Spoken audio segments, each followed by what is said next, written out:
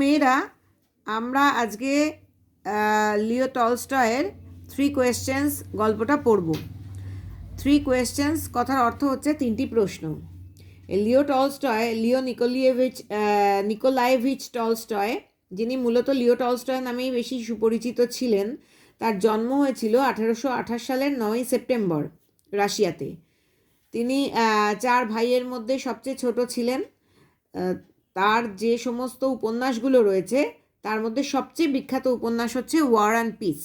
সারা পৃথিবী জুড়ে বিখ্যাত এবং তার শ্রেষ্ঠ সাহিত্য কীর্তি বলা হয় এই ওয়ার অ্যান্ড পিসকে। বিরাট ভলিউমের উপন্যাস।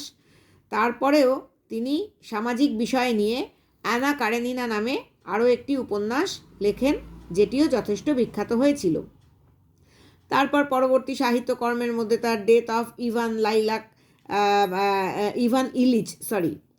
ইলিচ, ফাদার সের্গেই, এগুলো সফল হয়েছিল। তো বিষয়টা হচ্ছে আমরা আজকে একটা লিও টলস্টয়ের লেখা ছোট গল্প পড়তে যাচ্ছি। যে ছোট গল্পটা হচ্ছে এইরকম একটা চমৎকার ছোট গল্প, যে রুশ সম্রাটের মনের মধ্যে 3টে প্রশ্ন এসেছিল। ওই 3টে প্রশ্ন জারের কাছে খুব গুরুত্বপূর্ণ। তখনকার রাশিয়ান সম্রাটদের বলা হতো জার। তো এই জারের কাছে যে প্রশ্নগুলো মনের মধ্যে উদয় হয়েছিল সেগুলো অত্যন্ত গুরুত্বপূর্ণ, আমাদের কাছেও যথেষ্ট গুরুত্বপূর্ণ।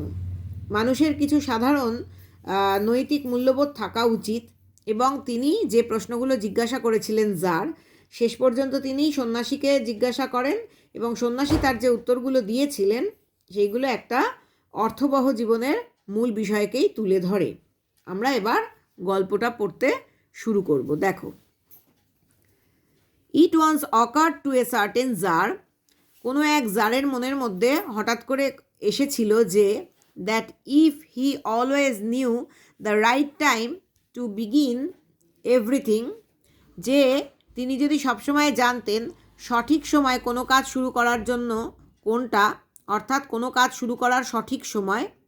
If he knew who were the right people to listen to, তিনি যদি জানতেন যে সঠিক লোক যাদের কথা শুনে চলতে হবে তারা কারা, অ্যান্ড হুম টু অ্যাভয়েড, এবং কোন লোকেদের এড়িয়ে চলতে হবে।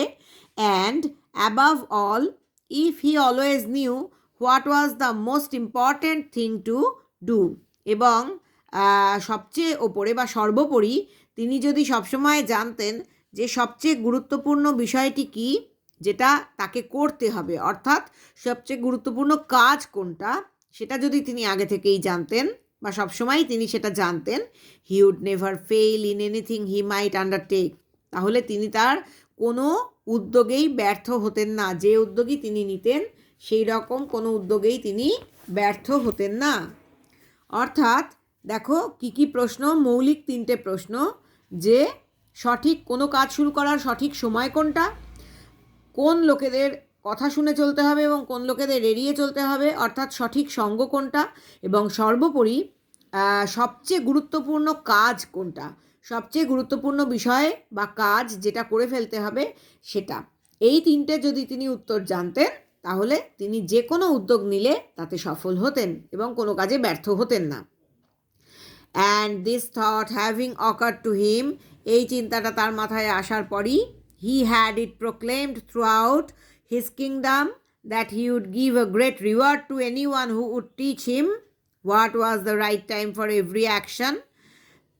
He had it proclaimed, তিনি সরকারিভাবে ঘোষণা করলেন তার সারা রাজ্য জুড়ে, কিংডম মানে রাজ্য, প্রোক্লেমড মানে সরকারিভাবে ঘোষণা করা, সারা রাজ্য জুড়ে ঘোষণা করলেন যে তিনি একটা বিরাট পুরস্কার দেবেন যেই তাকে, টু এনিওয়ান, যে কোনো কাউকে, যে কিনা, হু উড টিচ হিম, যে কিনা তাকে শিক্ষা দেবে। কি কি শিক্ষা দেবে?